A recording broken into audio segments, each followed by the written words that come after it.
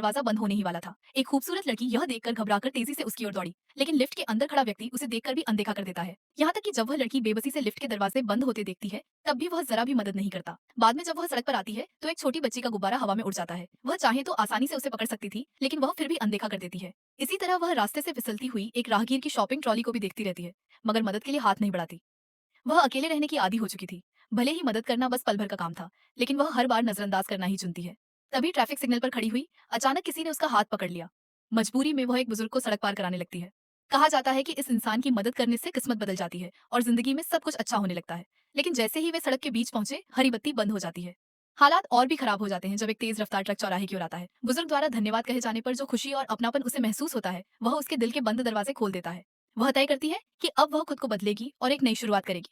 अब वह किसी को लिफ्ट पकड़ते देखती है तो खुद आगे बढ़कर मदद करती है। किसी बच्ची का गुब्बारा उड़ जाए तो तुरंत पकड़ने दौड़ पड़ती है। वह सामाजिक कार्यों से भी जुड़ जाती है, समुद्र तट पर फैले कचरे को साफ करती है और स्वयंसेवक के रूप में काम करने लगती है। उसे महसूस होता है कि उसकी जिंदगी पहले से कहीं ज्यादा भरी हुई, खुशहाल और अर्थपूर्ण हो गई है।